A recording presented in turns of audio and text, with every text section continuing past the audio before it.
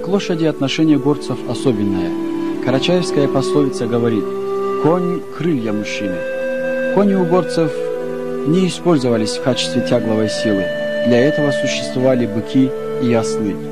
Но как средство передвижения для воина и пастуха кони были незаменимыми. Лошадей карачаевской породы отличает хорошая ориентировка в горной местности, по твердому каменистому грунту, осторожность на горных тропах, способность легко преодолевать подъемы и спуски, исключительная прочность копыт.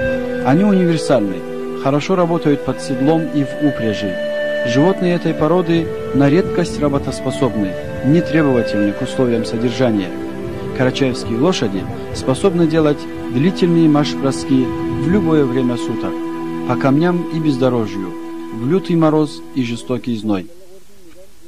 Карачаевская порода самый выносливый в мире, в день 100 километров выдерживает. Он никогда всадника не подведет. Ты будешь спать под буркой, он будет около тебя охранять.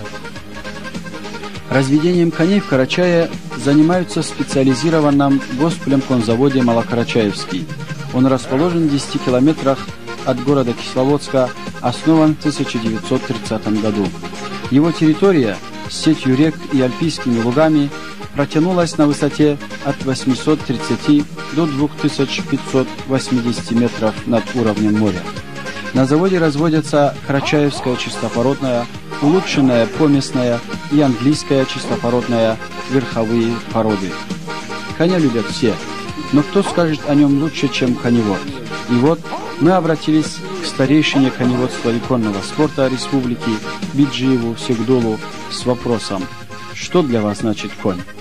На это он поэтично ответил: лошадь – прямой мой друг, прямой мой работа. Единственное, лошадь сравнивается с красивой женщиной, девушкой. Умение ухаживать за лошадьми, сохранять их породную чистоту требует не только любви к этим животным, но определенных знаний и опыта, которые могут передаваться по наследству. Мой отец коневодством занимался, я занимаюсь. Мы потомство коневоду. Сыновья этим делом продолжается. Внук теперь 4-е поколение идет. И с какого года вы занимаетесь коневодством? 57 по сегодняшний день, 46 лет лошадями. Ради справедливости стоит сказать, что с меняющимся миром меняется и роль лошади в жизни горца. Сегодня все больше разводят и содержат лошадей для скачек, а скачки любят все, и мал, и стар. Белеют вершины молчания, строгом ручею стремился к ручью.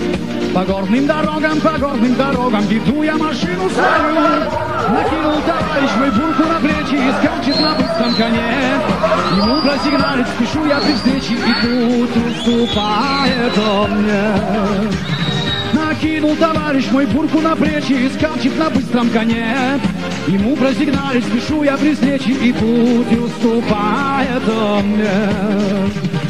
Храню я путевку косматой папахи и сердце давно потерял.